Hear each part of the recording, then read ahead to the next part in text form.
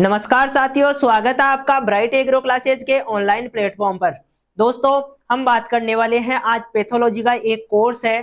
जो पैथोलॉजी में मुख्य रूप से आपके जो दो कोर्स चल रहे हैं, उसमें एक तो डिजीज है और एक कुछ जनरल जो कोर्स है पैथोलॉजी का उससे संबंधित है। और इसको हम भाई कुछ जो यूनिवर्सिटीज है उसमें इसको आईपीएम यानी कि जो इंटीग्रेटेड पेस्ट मैनेजमेंट या इंटीग्रेटेड डिजीज मैनेजमेंट आईडीएम भी बोलते हैं। और कुछ डिजीज में कुछ यूनिवर्सिटीज में इसको एपिडेमियोलॉजी के नाम से भी दिया हुआ है। तो आप देख लेना आपके हिसाब से, और सिलेबस जरूर चेक कर लेना एक बार। जो हम यहाँ पढ़ा रहे हैं उसको आप कनेक्ट कर लेना भाई। जो चीजें हम सिलेबस के हिसाब से हम पढ़ा रहे हैं, हमारे पास जो सिलेबस है क्या आपके पास भी वही सिलेबस है और उसी के अनुसार चल रहा है सब कुछ, ठीक है। तो उस हिसाब से आप ये देख लेना। तो आज हम स्टार्ट करने वाले हैं पैथोलॉजी का एपिडेमियोलॉजी वाला कॉन्सेप्ट जिसकी हम बात करने वाले हैं। इसमें मुख्य रूप से हम ये कहेंगे कि भाई होता क्या है, डिजीज कैसे फैलती है, डिजीज को प्रभावित करने वाले कारक कौन कौन से हैं, कैसे डिजीज आगे बढ़ती है और कैसे वो एक एपिडेमियोलॉजी का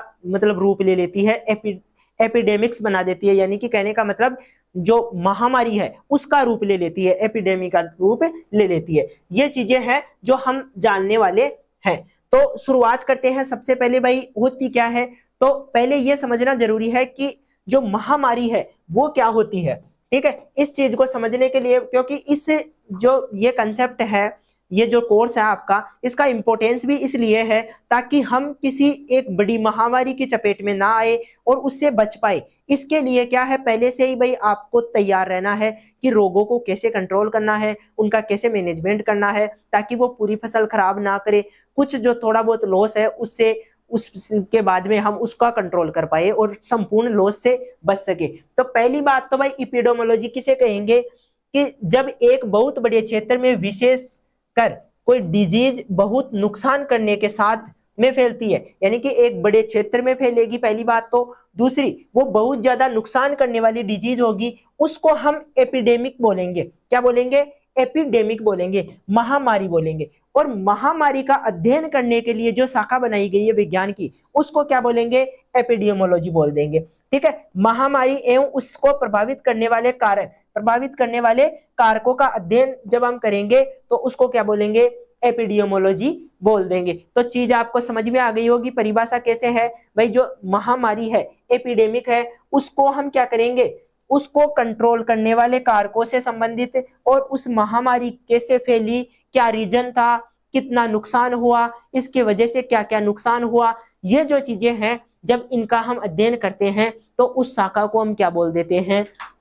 एपिडेमियोलॉजी बोल देते हैं, ठीक है। तो ये आपका जो कोर्स टाइटल है उसके हिसाब से ही ये शाखा दी गई है। कुछ जो है आपको इसमें आईडीएम के रूप में भी ये कोर्स आपको देखने को मिल सकता है, इंटीग्रेटेड डिजीज मैनेजमेंट का कोर्स भी आपको मिल सकता है, ठीक है। तो आगे चलते हैं। आगे हम ये कहेंगे कि कोई डिजीज जब फैलती है ना, कोई रोग फैलता है, तो उसका मुख्य रूप से 3 कारण होते हैं उस रोग का। सबसे पहले तो भाई रोग फैलता है और वो एक बड़े क्षेत्र में बढ़ता है, ठीक है, और एक महामारी का रूप लेता है।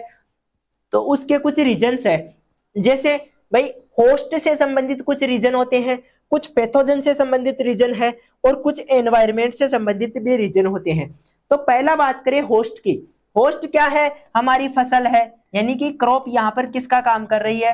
होस्ट का काम कर रही है, जिस पर आकर वो सूक्ष्म जीव है जो पैथोजन है वो क्या कर रहा है? अटैक कर रहा है। तो उसको हम क्या बोलेंगे? होस्ट बोलेंगे। तो यदि होस्ट संवेदनशील है, संवेदनशील का मतलब वो तैयार है कि कोई रोग आए और मुझे संक्रमित करे, मुझ पर रोग फैले, तो उसको क्या बोलेंगे भाई? संवेदनशील है, यानी कि रोगों के लिए तैयार है, उसमें किसी प्रकार की कोई मतलब रेजिडेंस नहीं पाई जा रही है, टॉलरेंस नहीं है उसमें बिल्कुल भी। तो वो क्या करेगा? रोगों के प्रति ससेप्टिबल है, उसमें आसानी से रोग आ जाएगा। पहली कंडीशन तो ये। दूसरी कंडीशन, पैथोजन अधिक वीरुलेंट है। वीरुलेंट का मतलब है आक्रामक। आक्रामक कैसे? मान लो कुछ पैथोजन होते हैं जो एक दो जो पौधे हैं उनको डैमेज करते हैं, उसके बाद में उनका प्रभाव कम हो जाता है। या मान लो थोड़ी बहुत फसल को डैमेज कर दिया, 20% नुकसान कर दिया, 30% नुकसान कर दिया। लेकिन यदि पैथोजन अधिक वीरुलेंट है, इसका मतलब है वो नुकसान को 80 से लेकर 90% तक पहुंचा देगा, यानी कि पूरी फसल को ही क्या कर देगा, खराब कर देगा, और एक बड़े क्षेत्र में, बहुत बड़े क्षेत्र में फैलेगा। वो आगे बढ़ता जाएगा और खेत से खेत बढ़ते हुए बहुत बड़े क्षेत्र में क्या हो जाएगा, फैल जाएगा। तो यदि पैथोजन वीरुलेंट है तो भी आपके जो महामारी है वो होने की संभावना बढ़ सकती है, एपिडेमिक होने की संभावना ज्यादा होती है। इसके बाद में तीसरा जो कारक होता है एपिडेमिक को प्रभावित करने वाला, वो होता है एनवायरमेंट। यदि उस एरिया का एनवायरमेंट ही उस प्रकार से है कि वो पैथोजन को ज्यादा सर्वाइव करने के लिए सुविधाएं उपलब्ध करवा रहा है, मान लो पैथोजन यदि नमी में ज्यादा सर्वाइव कर रहा है तो उस एनवायरमेंट में क्या है, नमी ज्यादा है, ठीक है। मान लो पैथोजन को कम टेम्परेचर चाहिए तो उस एनवायरमेंट पे कम टेम्परेचर भी है, ये सारी सुख सुविधाएं मिलती है तो वो रोग अधिक तेजी से फैलता है और ज्यादा नुकसान करता है। और जब ये तीनों ही कंडीशन उसको फेवरेबल मिलती है, उसको एक अच्छा होस्ट मिल जाता है और वो खुद वीरुलेंट होता है, ज्यादा फैलने वाला होता है, और साथ में एनवायरमेंट भी उसके अनुसार ही है, उसको जितनी नमी चाहिए उतनी नमी भी मिल रही है, जितना टेम्परेचर चाहिए उतना टेम्परेचर भी मिल रहा है, पानी की मात्रा भी ठीक है, मिट्टी में मॉइस्चर भी ठीक है, यदि ये सारी कंडीशंस फेवरेबल होती है तो डिजीज अधिक आक्रामक होती है और जल्दी से सारे क्षेत्र में फैल जाती है और वहां का जो नुकसान है उसको 80 से 90% तक बढ़ा देती है, ठीक है। इस चीज को आप एक ऐसे भी समझ सकते हो जैसे पिछली बार कोरोना, हमारे भाई 2019 में कोरोना के रूप में एक वायरस आया और वो वायरस लगभग पूरे जो संसार है उसी में फैल गया, तो उसको हमने कहा पेंडेमिक, है ना, उसको क्या बोला, पेंडेमिक। और यहाँ पर बोल रहे हैं हम एपिडेमिक। एपिडेमिक का मतलब है वो एक क्षेत्र तक सीमित रहेगी, पूरे संसार में नहीं फैलेगी। यदि यह डिजीज भी पूरे संसार में फैलती है तो उसको हम पेंडेमिक बोलेंगे। जैसे हमने कोरोना को कहा, तो कोरोना का जो पैथोजन था, जो वायरस था, वो अधिक वीरुलेंट था, यानी कि ज्यादा संक्रमण करने वाला था, लोगों में श्वास द्वारा फैल रहा था, उनके हाथ टच हो जाने से फैल रहा था, या मान लो किसी और वजह से भी वो क्या हो रहा था, अधिक तेजी से फैल रहा था। तो इस प्रकार का पैथोजन होने पर क्या करेगा, वो आसपास के क्षेत्र को जल्दी से कवर कर लेगा और वहां पर फैल जाएगा, ठीक है। उसी प्रकार भाई उसको यदि फेवरेबल एनवायरनमेंट मिल जाता है तो वो जल्दी फैलता है। और होस्ट, जैसे हम उसके होस्ट थे, कोरोना के होस्ट हम थे, उसी प्रकार फसलें भी अलग अलग रोगों के क्या होती है, होस्ट होती है। और इस प्रकार से एक बहुत बड़ा नुकसान हमें देखने को मिलता है जिसे हम एपिडेमिक कहते हैं। और एपिडेमिक का जब हम अध्ययन करते हैं तो उस शाखा को हम एपिडेमियोलॉजी कहते हैं। ये बातें हैं, ठीक है। इसके बाद में आपका टॉपिक इसी को आगे बढ़ाते हुए कहता है कि factors affecting of disease development. कोई डिजीज डेवलप होती है, कोई डिजीज फैलती है तो उसके क्या क्या कारण हो सकते हैं। भाई एपिडेमिक के कारण तो हमने पढ़ लिए कि एपिडेमिक कैसे फैल सकती है ना, महामारी कैसे फैलेगी किसी क्षेत्र में। उसके लिए हम कहते हैं भाई 3 कंडीशन होना जरूरी है। एक होस्ट ससेप्टिबल हो यानी संवेदनशील हो, पैथोजन वीरुलेंट हो, और इसके साथ उसका फेवरेबल एनवायरनमेंट हो। ये तीनों चीजें मिल जाएगी तो डिजीज क्या हो जाएगी, जल्दी से फैलेगी और नुकसान बहुत ज्यादा होने वाला है। यहाँ पर हम कहेंगे कि जो फैक्टर्स है किसी डिजीज को बढ़ाने के लिए, डिजीज के डेवलपमेंट के लिए, उसकी स्टार्टिंग होने के लिए, वो कुछ फैक्टर्स है जो अलग अलग है। मान लो होस्ट से संबंधित फैक्टर्स की, यहाँ पर भी उन तीनों की बात करेंगे। होस्ट से संबंधित फैक्टर्स हो सकते हैं, किसी पैथोजन से संबंधित फैक्टर्स हो सकते हैं, या फिर एनवायरनमेंट फैक्टर्स भी हो सकते हैं। 3 प्रकार के फैक्टर्स आपको देखने को मिलेंगे, ठीक है। 3 प्रकार के कारक रहेंगे जो किसी डिजीज को फैलने में मदद करेंगे या किसी डिजीज को फैलने से रोक सकते हैं। भाई फैक्टर करने वाले कारक तो दोनों ही हो सकते हैं, तो रोकने वाले और बढ़ाने वाले दोनों कारक हो सकते हैं। अब बात करें होस्ट की, तो होस्ट से संबंधित जो जितने भी फैक्टर है उनमें भाई टाइप ऑफ क्रॉप, किस प्रकार की क्रॉप है, एक ये बात डिपेंड करती है भाई किस प्रकार की क्रॉप है। मान लो क्रॉप ही ऐसी हो जिसके कोई फर्क ही ना पड़ता हो, है ना, वो है ना अधिक हार्ड है और पैथोजन के लिए सुटेबल ही नहीं है, तो वहां पर पैथोजन नहीं जाएगा, उसमें रोग नहीं करेगा। वो ऐसा होस्ट देखेगा जो ससेप्टिबल हो, अच्छे से अनुकूल हो उसके रहने के लिए, उसको खाना देने के लिए, तो उस पर भी फर्क पड़ता है। इसके अलावा उस होस्ट की एज क्या है, उस होस्ट की आयु क्या है, क्योंकि जब अधिक ग्रोथ हो रही होती है पौधों में तब क्या होता है कि अधिक विभाजन होता है कोशिकाओं का, और कोशिकाएं क्या होती है, सॉफ्ट होती है, और सॉफ्ट कोशिकाओं में डैमेज करना थोड़ा क्या होता है, आसान होता है। तो इसलिए उस एज पर भी डिपेंड करते हैं। यदि मान लो भाई दो एज होती है जहां पर सबसे ज्यादा इन्फेक्शन होने का खतरा होता है, एक एज है जहां पर इमरजेंस हो रहा है, पौधा धीरे धीरे बढ़ ही रहा है, अभी उसमें ग्रोथ कम हो रही है, ठीक है, उस टाइम पे यदि कोई डिजीज अटैक करती है तो आसानी से अटैक कर सकती है। और एक पौधा लंबा पूरा हो गया है, उसकी एज हो गई है, और एज होने के बाद में वो क्या है, उस स्टेज पे है कि अब तो हार्वेस्टिंग कर लो, है ना, उस स्टेज पर भी आपको रोग ज्यादा देखने को मिलेंगे। लेकिन इस स्टेज पर रोग नुकसान नहीं कर पाएंगे, क्योंकि भाई ग्रेन बन चुका है, दाना बन चुका है, अब दाना बनने के बाद में रोग भी हो जाए तो ज्यादा फर्क नहीं पड़ता है। लेकिन यहाँ पर यदि स्टार्टिंग में रोग हो जाता है तो फसल में बहुत ज्यादा नुकसान करता है। तो ये बात भी है कि स्टार्टिंग में भाई एज किस कौन सी है, होस्ट की क्या एज है उसकी बात है। फिर जेनेटिक रेजिस्टेंस कितनी है उसमें, भाई उस डिजीज को रोकने की खुद की क्षमता कितनी है, उस पौधे में कितनी एबिलिटी है कि वो डिजीज को होने से रोक सकता है, वो उस पर भी डिपेंड करता है। और एक ससेप्टिबिलिटी, संवेदनशीलता, वो संवेदन है या नहीं है, कोई डिजीज के प्रति कोई विशेष पौधा ही क्या होता है, संवेदन होता है, दूसरा पौधे पे उस डिजीज का प्रभाव ही नहीं पड़ता है। तो ये फर्क पड़ता है संवेदनशीलता का, ठीक है। इसके बाद में हम पैथोजन से संबंधित कुछ फैक्टर्स की बात करेंगे। जैसे पैथोजन अधिक आक्रामक है, विरुलेंस है, तो वो ज्यादा रोग पैदा करेगा। क्वांटिटी इनोकुलम की यदि ज्यादा है तो वो ज्यादा तेजी से फैलेगा। टाइप ऑफ रिप्रोडक्शन की बात करें तो कुछ पैथोजन ऐसे होते हैं जो क्या करते हैं, रिप्रोडक्शन धीरे धीरे करते हैं, है ना, और कुछ पैथोजन ऐसे होते हैं जो फास्ट रिप्रोडक्शन करते हैं, यानी कि जल्दी से अपनी संततियां तैयार कर लेते हैं और ज्यादा जल्दी से फैलते हैं। तो इसके आधार पर हम फसलों को आगे चल के दो भागों में भी बांटेंगे रोगों को, एक को हम कहेंगे मोनोसाइक्लिक रोग और एक को कहेंगे पॉलीसाइक्लिक रोग। मोनोसाइक्लिक रोग ऐसे होते हैं जिनमें पैथोजन एक सीजन में एक ही जनन कर पाता है, एक ही रिप्रोडक्शन करता है, ठीक है, एक बार ही फैलता है। और पॉलीजेनिक में क्या होता है कि बहुत सारे जनन कर लेता है, एक ही जो सीजन चल रहा है उसमें, एक फसल के जो पूरा सीजन है उसमें तो बहुत सारे जो साइकिल है उसके वो कंप्लीट हो जाते हैं, तो उसको भी देखेंगे। यदि ज्यादा साइकिल कंप्लीट करने वाला है तो डिजीज ज्यादा फैलेगी, कम साइकिल कंप्लीट करने वाला है तो डिजीज कम फैलेगी। इसके अलावा उसकी इकोलॉजी कैसी है, वो किस प्रकार का व्यवहार कर रहा है। जैसे कवक है वो डायरेक्ट पेनेट्रेट करके पौधों में से पोषण ले लेते हैं, बैक्टीरिया है वो किसी घाव के द्वारा इन्फेक्शन करता है, वायरस है वो भी किसी घाव के द्वारा या कीटों के द्वारा दूसरे पौधे में ट्रांसमिट होता है, एक जगह से दूसरी जगह कीटों के द्वारा जाता है। तो ये डिपेंड करता है कि पैथोजन की इकोलॉजी कैसी है।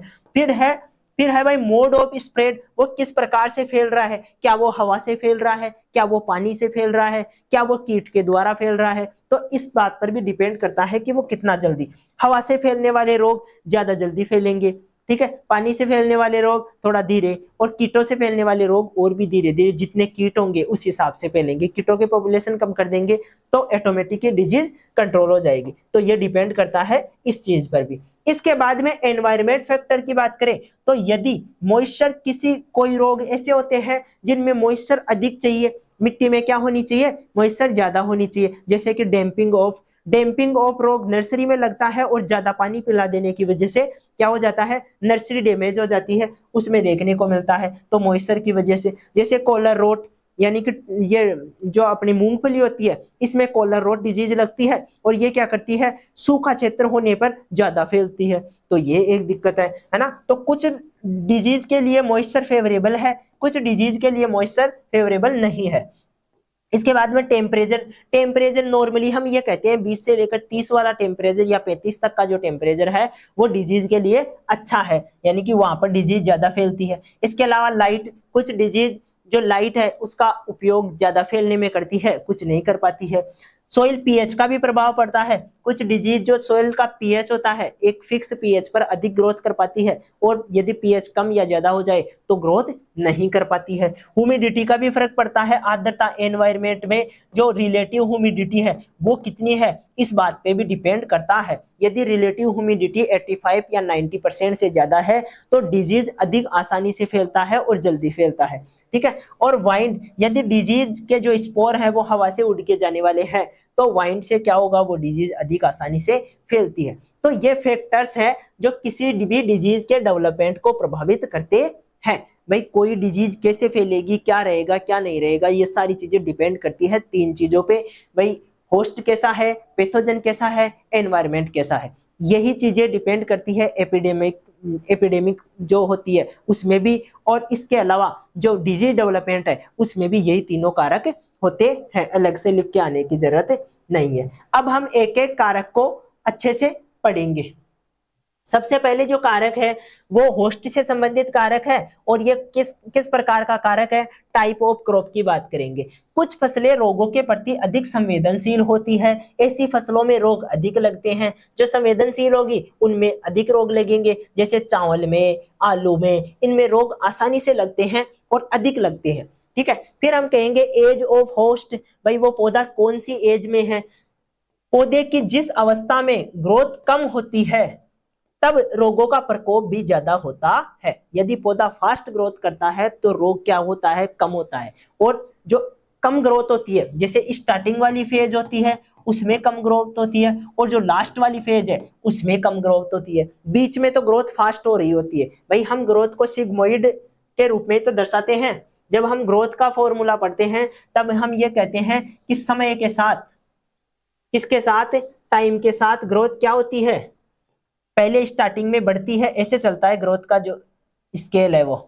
टाइम के साथ पहले ग्रोथ क्या होती है, कम रहती है, फिर अचानक ग्रोथ फास्ट हो जाती है बीच वाले टाइम पे, और फिर लास्ट में ग्रोथ कांस्टेंट हो जाती है, कम हो जाती है और धीरे धीरे कम देखने को मिलती है। तो जो ये सिग्मोइड आकार का ये बनता है, एस आकार की जो ये ग्राफ बनती है, इसको हम ग्रोथ की ग्राफ कहते हैं। ठीक है, और ये ग्रोथ की ग्राफ हमें किस प्रकार की देखने को मिलती है, एस आकार की। तो यहाँ पर स्टार्टिंग में तो क्या होगा, थोड़ी कम ग्रोथ होगी, लास्ट में कम ग्रोथ होगी और बीच में ज्यादा ग्रोथ होगी। तो यदि रोग होगा तो या तो स्टार्टिंग की अवस्था में ज्यादा होगा या लास्ट वाली अवस्था में ज्यादा होगा। जैसे कि जो डैम्पिंग ऑफ है वो नर्सरी में ही हो जाता है, स्टार्टिंग में हो जाता है। इसके अलावा कॉलर रोट है वो आपको मूंगफली में स्टार्टिंग में देखने को मिलेगा। बहुत सारे रोग है जो आपको छोटे पौधों में देखने को मिलेंगे, है ना। जैसे पौधा बड़ा होता है उनका प्रभाव कम हो जाता है। और यदि कुछ रोग है जो लास्ट में जाकर ज्यादा होते हैं, पचेती किस्मों में ज्यादा होते हैं, जैसे कि हम कहते हैं पाउडरी मिल्ड्यू, या आपकी सरसों को कब प्रभावित करेगा, लास्ट में जाकर, लास्ट वाली एज में सबसे ज्यादा प्रभावित करता है। तो इस प्रकार के रोग भी एज पे भी डिपेंड करते हैं। फिर जेनेटिक रेजिडेंस, कुछ पौधे होते हैं जो एक विशेष रोग के प्रति क्या होते हैं, संवेदनशील होते हैं, वो रोग उनमें हो ही नहीं पाता है, उसे हम जेनेटिक रेजिडेंस के रूप में जानते हैं। फिर है पैथोजन वेरुलेंस के रूप में। पैथोजन वेरुलेंस के रूप में हम कहेंगे कि यदि रोग कारक अधिक आक्रामक है, वो ज्यादा तेजी से फैलने वाला है, तो डिजीज भी क्या होगी, तेजी से फैलेगी, तेजी से पैदा होगी। फिर क्वांटिटी ऑफ इनोकुलम, इनोकुलम क्या होता है इस बात को समझो पहले तो। इसको हम है ना निवेश द्रव्य बोलते हैं, हिंदी में क्या बोलते हैं, निवेश द्रव्य। अब ये क्या होता है, जब कोई डिजीज फैलती है तो सबसे पहले जो डिजीज को फैलाने वाला है, भाई मान लो पौधा है और पौधा खेत में खड़ा है। अब खेत में खड़ा है तो सबसे पहले कुछ ना कुछ तो होगा जो डिजीज फैलाएगा। ऐसे तो है नहीं भाई कोई जादू हो जाएगा इसमें और डिजीज हो जाएगी, ऐसा कुछ नहीं होने वाला है ना। कोई ना कोई तो होगा जो डिजीज को फैलाएगा। वो चाहे मिट्टी में हो सकता है, मिट्टी में से फैल सकता है, या मान लो बाहर से उड़कर आया हो वो फैला सकता है। ठीक है, ये दो कारण हो सकते हैं, पानी के द्वारा फैल सकता है। ठीक है, तो कुछ ना कुछ स्पोर हो सकते हैं, माइसेलियम हो सकता है, जीवाणु हो सकते हैं, बीजाणु हो सकते हैं, या मान लो कोई वायरस का कण है, वायरस है, ये क्या करते हैं, सबसे पहले डिजीज को फैलाते हैं। तो सबसे पहले डिजीज को फैलाने वाला पदार्थ है उसको हम बोलते हैं इनोकुलम। उसको क्या बोलते हैं, इनोकुलम। और इनोकुलम की क्वांटिटी जितनी ज्यादा होगी, इनोकुलम की मात्रा जितनी ज्यादा होगी, उतनी ही डिजीज फैलने की संभावना भी बढ़ जाती है। एक फिक्स डिजीज होना जरूरी है, इनोकुलम होना जरूरी है किसी भी डिजीज को फैलने के लिए। फिर बात करेंगे टाइप ऑफ रिप्रोडक्शन की। तो टाइप ऑफ रिप्रोडक्शन की बात करें तो रोगजनक में यदि अधिक जल्दी से जनन होता है तो एक ही सीजन में रोगजनक अधिक रोग चक्कर पूरे करता है, और अधिक रोग चक्कर पूरे करेगा तो वो क्या हो जाएगा, जल्दी से फैल जाएगा। इसके आधार पर हम दो भागों में बांट लेते हैं फसलों को। कहेंगे कि एक भाग वो है जो जल्दी से रिप्रोडक्शन करने वाले होते हैं, इन्हें हम क्या बोलते हैं, पॉलीसाइक्लिक बोलते हैं, पॉलीसाइक्लिक। और एक हम कहते हैं मोनोसाइक्लिक। क्या बोलेंगे? मोनोसाइक्लिक। तो ये दोनों होते हैं जो रिप्रोडक्शन के आधार पर होते हैं, ठीक है। तो ये जल्दी फैलने वाले होते हैं, ये एक ही चक्कर पूरा करते हैं, तो धीरे फैलने वाले रोग होते हैं या पैथोजन होते हैं, एक ही बात है। अब बात करेंगे मॉइस्चर की। मॉइस्चर में हम ये कहेंगे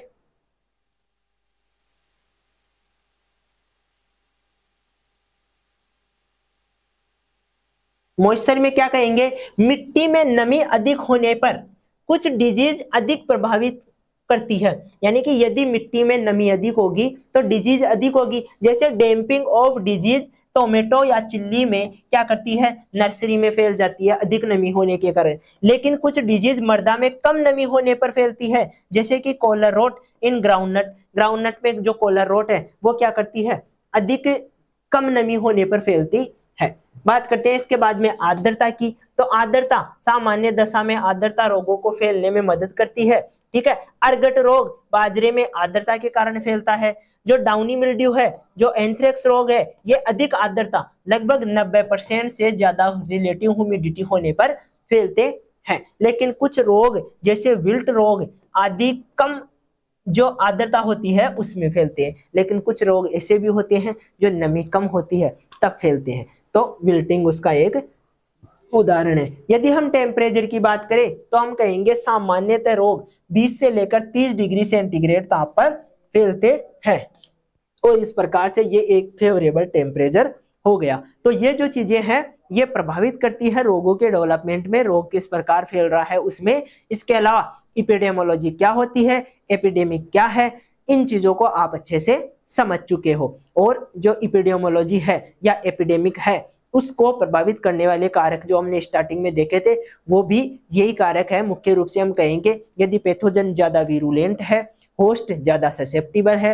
एनवायरमेंट ज्यादा फेवरेबल है, तो तीनों कंडीशन में आपको क्या देखने को मिलेगा, एक बड़ा विनाश देखने को मिलेगा। अब मिलेंगे जो नेक्स्ट क्लास है उसको लेकर, तब तक के लिए धन्यवाद।